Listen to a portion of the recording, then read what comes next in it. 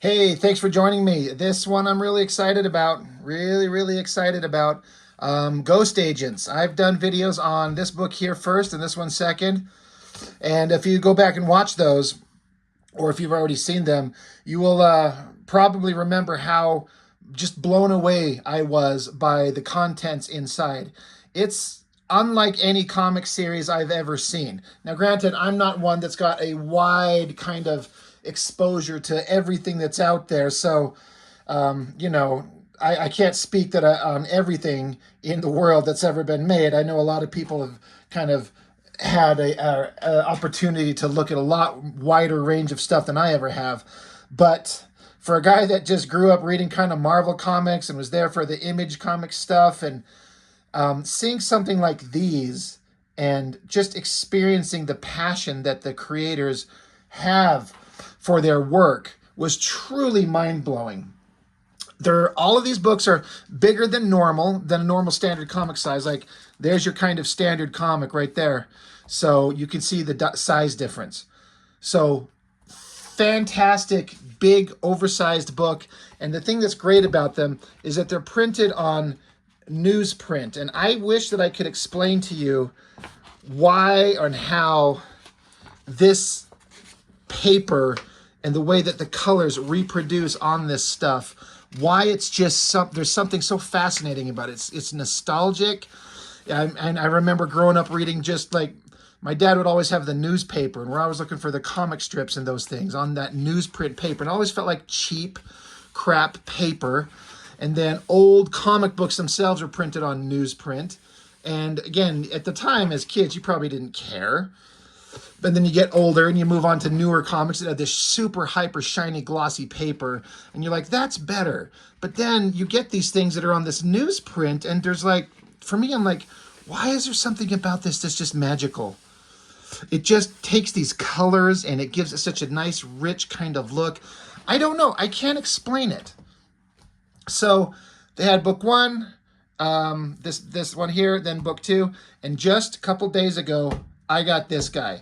It's the third one of these oversized Ghost Agents books, and just the sheer fact, like there's one reason that I'm specifically excited to get this one, but excluding that one reason, which I'll mention in a minute, just the idea of getting my hands on another one of these Ghost Agents books.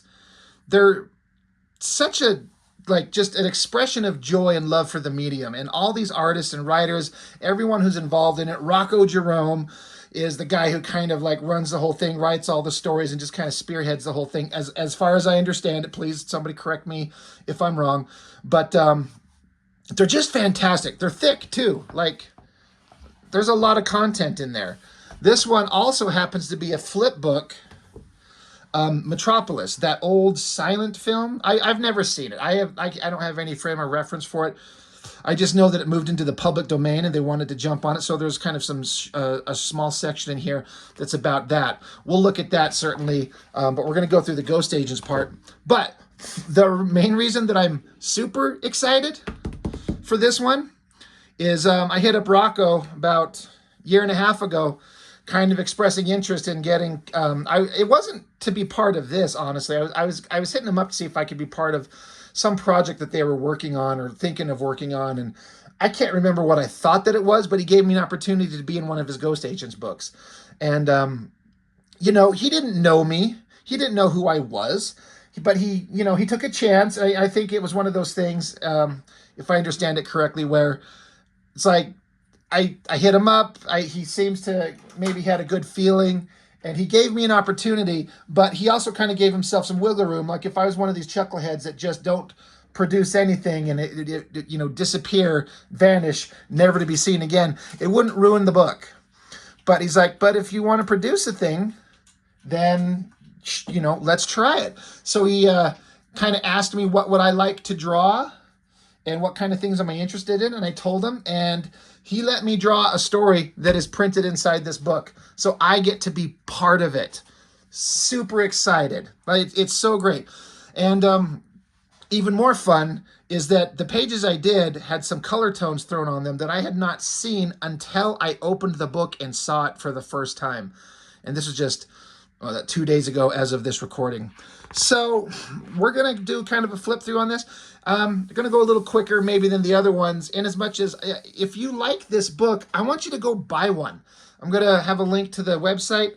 Hit these guys up. Buy a copy. Support them. Pick up the entire run if they have them available still. You'll have some really interesting books with a lot of kind of reread value. And again, I love this giant size. And all these artists that are in this thing put in so much effort to stand out and make it look different. I don't want to forget mentioning Chris Anderson doing the cover. Great guy, great artist, very prolific guy. I'll have to have some links for his stuff in the description too. He's really good. So yeah, Ghost Agents. And Ghost Agents, it's kind of like a secret agent organization set in the 60s is kind of the basic premise. And then just looking at this stuff, I mean, why is there something about this that just fascinates me? Again, this old school newsprint and the color choices that they make on these. This is why I don't do color. I've always mentioned this. I'm like, I don't do color because I just would not understand even where to start. And I also wonder how these things look when these guys create these images on a computer screen and then get to actually physically see it printed on the newsprint itself, if the ink and the color takes to the newsprint in an entirely different way than they're ever expecting.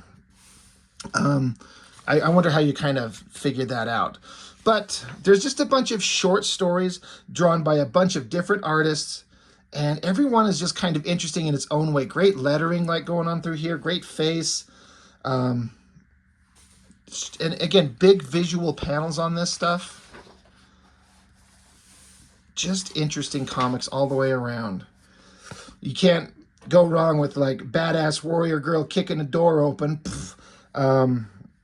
Sean Luke on art here. I shouldn't forget to mention pictures are Harry Hickel on the previous story. Sean Luke on this one here. That's pretty badass with her kicking a door open. You know, surprise, suckers, Chicago, 1975. Just shows up and starts blowing people away. Badass action, throwing knives into people's eyeballs. That's great. Good shot. I like the gun and the kind of the coloring on the muzzle flash from the gun there. That's neat. This panel really caught my eye. The angle, the perspective, and then again the coloring on it. Like this bright lit up sound effect. Like it's the gun firing. I don't think I've ever seen that, where like the sound effect is just off page, but then the sound effect is lit up like the muzzle flash of a gun. And it just, that bright color, it just jumps off the page. And then the beautiful colors going on there. I love the great shadows on the figure from the uplighting there. All the coloring through all of this. It's just great comic book fun. So that's the end of that story. On to another one. Again, another different but interesting color scheme going on through these. Fun panel layouts. I would never think to color anything like this. It's because I don't know anything about color. Ben Perkins on colors here. I have to make sure I shout that out because Ben Perkins here, it was a mistake, but they didn't credit him as the guy who did the color tones on my pages. And I hit up Rocco and I was like, hey man, who did this? And he's like, isn't it listed on the credits? And I said, nope. And he was like, God damn it. You know, putting together a big book like this is quite the undertaking. And there's always going to be something that gets missed. Especially when you're kind of a small group of people or even one person, you know, kind of handling the whole thing. But yeah, we'll get to my pages here shortly.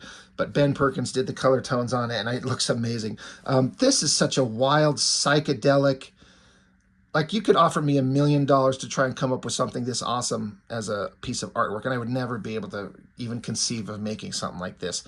I'd have to have somebody else literally give me direction and say, draw this, draw that, draw this, draw that. So weird. And I love it. I don't know what's going on. That's pretty epic. I like these dot tones and the coloring going on through back there. The coming of the Krakengadon? cracking art by Antoine Black. Sorry, it's a little rough to read right there. Blaks. I hope I'm saying that right. Don't mean to mispronounce or misrepresent anybody's work. But this kind of like underwater kraken type creature. I like this panel, or this page. Everything about this caught my eye. The fun panel shapes, and then the map on the background behind it, and then all these just images inside it, and then the color, the choices of colors feel very nautical and like ocean. It's everything just is perfectly balanced in that. I think it's great. This creature ripping apart whales, like badass, really neat. And then this shot of like an overhead shot of like a cargo container ship, and then the creature under the water coming after it. So good. Ice and Fire, story by Rocco. I believe, again, I was saying Rocco does all of them. Art by Rick Lopez. Really neat, kind of like starting in black and white. This top panel, 1975, and just black and white with gray tones there. And then you start introducing some color. Really neat. Just really interesting kind of psychedelic layouts with the blood everywhere, the red and whites. And then badass warrior martial artist guy. The sense of motion and movement. And then get back into some more grayscale with just some highlights of red. Jeez. And then the end of that story. Great. Here starts mine. Now, again, I was given, what was it, 6 pages? Let me, 1, 2, 3, 4. Yeah, 6 pages to do. And, you know, Rocco gave me a lot of leeway to kind of do what I wanted. And so I was doing the best I could do. Now, having gone through these other 2 books and so many of the other artists and so much of the work that they've done, and I'm this way with my artwork all the time. I'm just like, I could have done better. Like, I always see what I did wrong, where I rushed it, where I didn't pay attention to the composition, or I missed the detail, or I was just lazy, or I just wasn't at my best. And I feel kind of embarrassed and humbled to be in a book with so many amazing things like this one and the other 2 that I've just shown. That being said, I kind of am happy with this opening page and the color tones on this. I mean, I just did the black and white on this, obviously. I did the lettering, and but then to see these color tones, to give it this like bluish hue and then just have the yellow highlights on it, I can't tell you how much. When I flipped this open, I had never seen this. I did these pages 1.5 years ago. I was going to say I kind of forgot about them. Not really. I didn't really forget about them, but I just put them aside. I'm on to doing my own things. I know this was going to come out eventually. So when I get to see it again, I'm like, holy shit, look at what they did. And I love the way this newsprint, like, I don't know if it's going to show up very well at all, but if I, just the way that the subtle color hues in that swirl around the moon in the distance, and then the choices of the lights. I mean, I tried to indicate it with my ink work, you know, but then they just took it and just ran with it. So this, I think, looks fantastic. So Ben Perkins, man, I cannot thank you enough. We've already chit-chatted. I kind of hit him up. I didn't have any connection with them on social media, but I hit him up and kind of told him how much I appreciated it, and he made these pages sing. I think it looks so great. I would choose to have colors like this if I saw it on something else. I'm like, can you make my work look like this? And I got the opportunity. So the opportunity to see my own artwork done with some color tones. This is the first time I've ever seen my sequential art done with any kind of color. I've had covers colored. I can't color, so I pay other people to do colors for me. Or sometimes on occasion, someone will ask if they can just do it just because they want to just contribute. But to see my sequential art done with some color tones and on newsprint, I can pretty much guarantee you this will be the only time I'll ever get to have this done. To see my work done and put on newsprint, because it's not impossible, but it's not easy to find people that want to work with newsprint. As I understand it, Rocco and the guys, they had to hit up a place overseas, I think China, because they offered the best rate to print these books on newsprint at the best possible price, which is shocking to me. In some ways, you think it would be cheaper to get somebody local, but no, the cheapest place, the most cost-effective place was somewhere overseas. And so I just I can't get over what a treat this is. This is something I will probably never get to see again. I remember when I was drawing this building, like, oh, I was just going out of my way to try to get the perspective right. I still kind of fucked it up. It doesn't look like she's standing on the same plane as the building.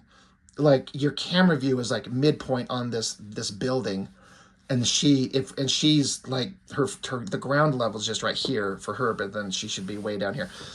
I fucked up the perspective. That's a thing that I'm not good at and I need to learn. And that was me really trying, but there's some fundamentals that I'm missing. But, you know, I try to do the sexy face. The girl gets off the bike. She's obviously in some hot black leather, so I get the opportunity to draw a beautiful girl in black leather. Fuck yeah. Like, you're talking my game right now. She gets her sword.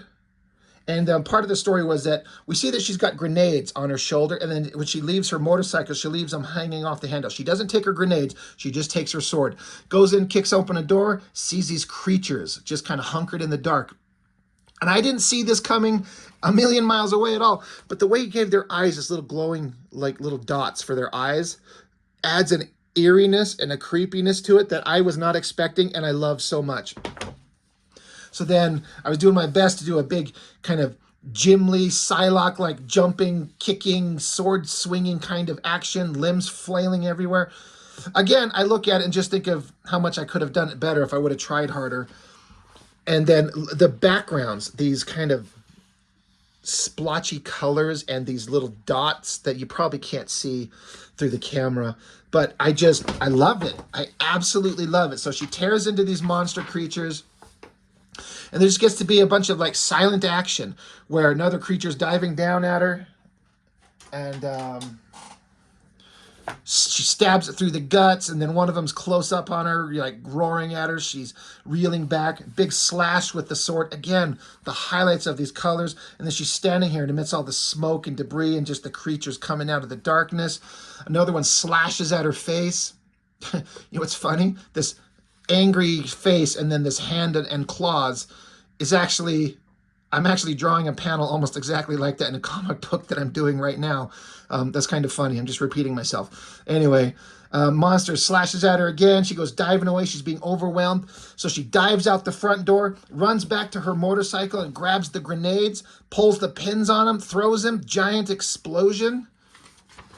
And then we get this shot of her as the creatures in the explosion and they're burning as she's kind of thinking about what she was trying to achieve and how she failed. I was really trying to get this perspective up on this building, and I feel like I kind of nailed it. I feel like I got the perspective right, where this is the ground level area, and so this is where the camera is at, right? So and she's standing in front of the building, and we put the camera on the ground. If you to see the top of the building, you have to look up so that everything has to go up into a perspective.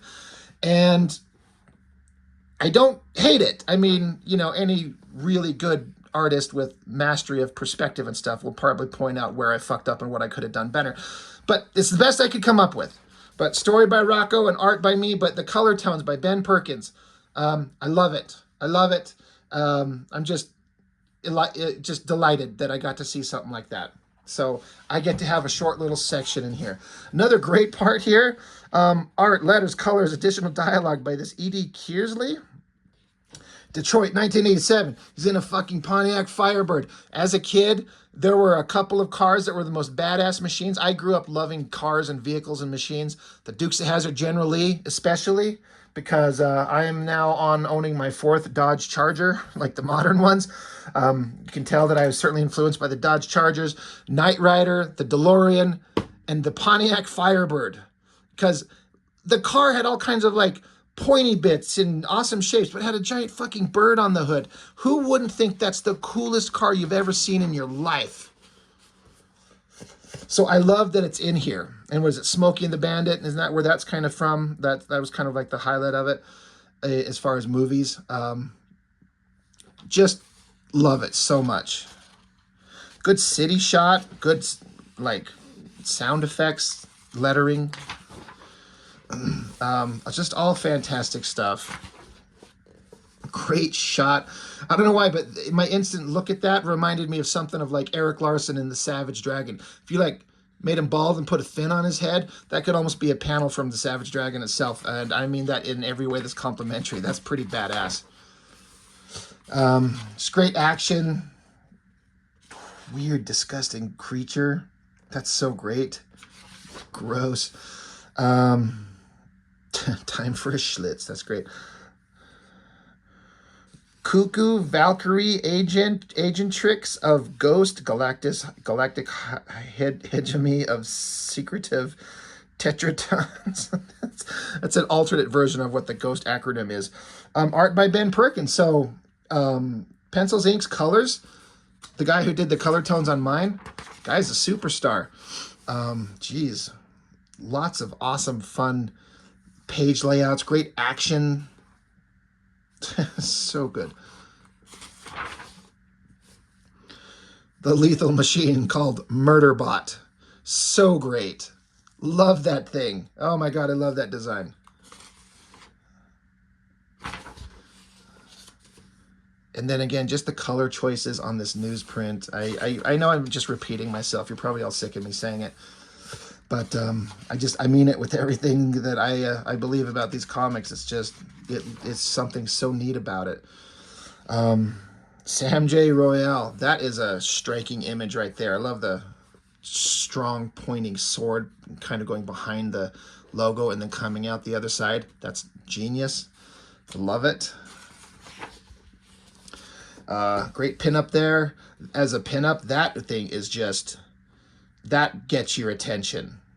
Like Heroic Girl, that's the same character as the one that was in my story. This Donna Prentice is her name. Like awesome secret agent girl. And this is like a villain that she's fighting, but I love like the multiple arms reaching around her. Fantastic imagery. But yeah, that one's really good too. That was really evocative. I like that. Barry Tan, God, that guy's good. I love this guy's work so much. Love the, again, the coloring on that. So neat. Things to Come right there. Another one by Barry Tan. Fantastic stuff. Kind of a cutesy one. That's fun. Continuing on with kind of the cutesy, kind of more animated stuff. So good. That's crazy with like the explosion going on behind her. Now these pages, I'm fairly certain that these were in the previous books, kind of redoing them. But I think the point is, and I'm not trying to speak for anybody on these at all, because I'm not in the loop on any of this as far as having any kind of like insight. I'm sure if I asked, but this is the original one. This character in a rocket pack flying up through space is going into this other dimension. And I mentioned it before. I got to mention it again. Barry Tan, who I just mentioned, I love his artwork and I love the coloring on this. This is where I first kind of saw those like monochromatic tones. And this is where I started going, holy shit, this looks great. I love this. But the difference is like as she goes into this alternate dimension here and then some back there, and we get this awesome, incredible double page spread. It's so fucking good. But in the new book over here, you might notice some is a little different looking. You pop it over, it's I assume, I don't have the means right now to check, but I think it's supposed to be in 3D. Like you put on your 3D glasses and get that three-dimensional look, which is an incredible idea for this stuff that is supposed to be a crazy, weird, other dimensional experience. And they could tell they totally redid the color tones too. You got kind of a more, I mean, the color tones changed from where she started in one area and ended up in this other dimension, and these crazy awesome colors. It looks great, but then you can see that they redid the tones over here. I don't know if that was just an effect of needing to change it for a 3D effect, but I can't wait to get out some 3D glasses. I know I've got some somewhere, but just fascinating. Like they're reprinting some previous done work, but they're giving it a new kind of spin, something new. And 3D glasses, I'm guessing. What else could it be? And then she comes back out of that and everything kind of goes back to normal. I love this pinup right here. such a classic old, like, I don't know, 50s, 60s-ish kind of sci-fi vibe. The ray gun, the planets in the distance, a beautiful face, and the kind of lush inking on the hair. And just in just straight black and white. It looks great. And then this is another one that was kind of reprinted where the girl, Donna Prentice from Ghost Agents, in acid rain.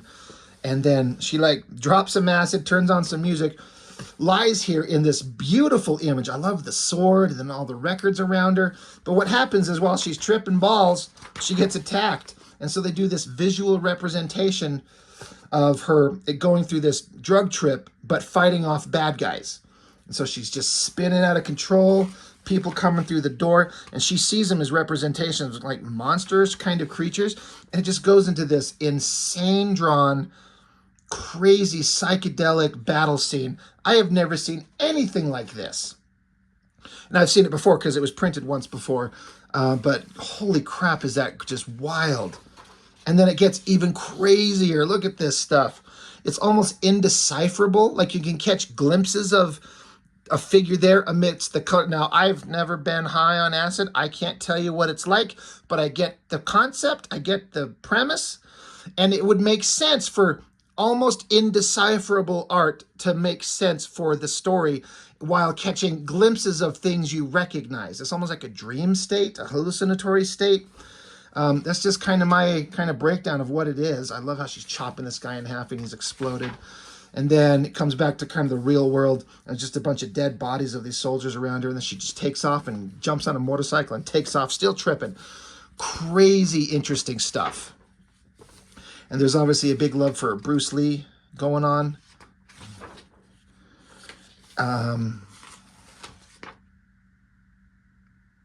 Really interesting stuff there. Love this kind of, this is that same image from the previous page of that same figure. I don't know if they took and just adjusted values to pull out the color and just keep black and white and maybe some gray. I don't know, but it looks interesting. Compositionally, it's really great. And then I like these concept spreadsheets by Ben Perkins. Great figure, great lighting on a leather kind of suit. It's always hard to figure out where to put the highlights and the shadows sometimes and how to make it look like a leathery outfit. And I feel like he nails it perfectly. That is some wild stuff right there.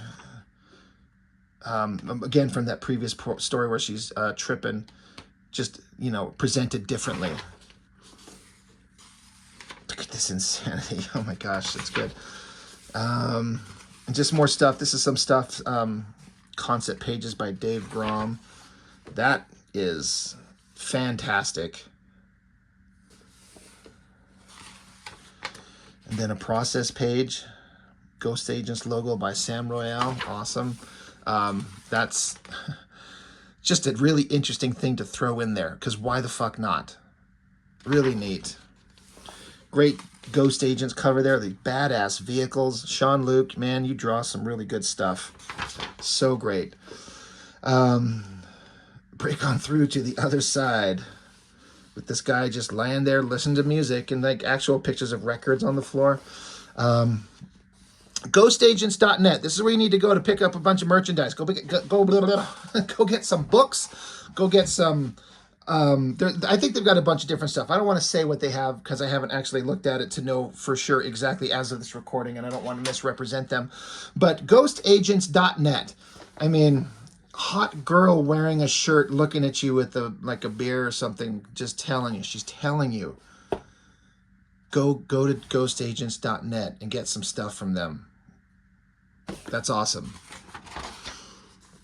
And then we jump into a bunch of small panels of like, it's funny because it's like Bruce Lee. It's not supposed to be Bruce Lee, but it's obviously an homage to that. It looks like he's fighting Kato from Green Hornet. So it's like, and that was Bruce Lee. So it's like two Bruce Lees going at it. And this is a continuing awesome action fight going on here as they're beating the shit out of each other. Great martial arts action, fun lettering. Like it's fun. Like he jumps out of the way and the sound effect says gone. Like he's not there. Leap. And they even got like the Bruce Lee, that sound effect that was in a lot of those old martial arts movies. That's just ridiculous. But the instant you take it out, it's not as interesting anymore. Great stuff. Creepy, weird thing with like tongue on guy's brain and the eyes. Great pin up there, Raymar Brunson. That's really cool. That's interesting. Look at that. Almost looks like crayons or pastel markers or pastel crayons, something like that. I'm really interested to know what that is. Another great use of like negative space and logo and color and design. J. Andrew World. That's great. Jameson Lee on this one here. I hope I'm not forgetting anybody. And then there's like a story to actually read it here. I haven't yet. I'm sure I'll get to at some point, but I just was basking in the glory of the artwork that's in this thing. If I could, I feel like I'm missing a page. Thank you. Just great stuff. Love this thing. Douglas Schwab. Special thanks to Douglas Schwab for all his help in the help along the way. Great drawing right there. And then it's like, what's next? Love this drawing with the like watercolor and the skull in there. Really interesting. But then it gets to the flip side with the Metropolis. Now again, I've never seen this movie. I have no way to kind of speak on it. I'm aware of it. I'm aware of the significance of it. But I can't speak on it. I really need to go watch it. I love the way this looks. And I'm pretty sure that's how like the opening credits and the actual movie itself are, with like these like lights kind of crisscrossing on it. I love that. I think that is so neat. And that's like a perfect logo to look like old-timey, but still interesting. Look at that city shot. Like, good God. It says Chris Faison. So I'm guessing that's the artist there. All the detail on the buildings, and then the coloring, like it's kind of like, it's almost like the sunlight is coming through up here and specifically intentionally highlighting this one building, and the shape of this building very specifically stands out from the others. So again, I don't know anything about the show. I'm just kind of looking at what I see and just interpreting it separately. I just was looking at that going, holy shit, guys, well done. And kind of cover images, a lot of detail. I love the skulls around there.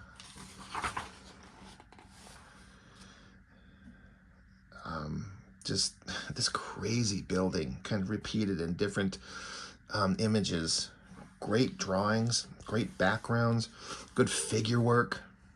I love the lights in the city sky. It just feels like old 1920s type shit. And all this art, and the art, the coloring, everything. Sorry, I don't want to miss it. I'm sorry if I'm missing any artists as I pass along. Pictures by Dave Pretorius. I hope I'm saying your name right. Man, this stuff to me looks fantastic. Like, it feels like a labor of love. And again, whatever the story is going on, this robotic creature, and then the way it gets into these pages coming up, these and the next pages here. I love the kind of monochromatic color tones going on. Love these pages right here. The close up on these eyes, the technological stuff. And again, it almost looks like watercolor paper in some places, if you've seen watercolor paper with that texture that it has. I don't know if that's just an intentional effect or it's just something to do with the newsprint that it's on. This image is just creepy and weird, and I'm curious, is this drawn by hand? I would love to know.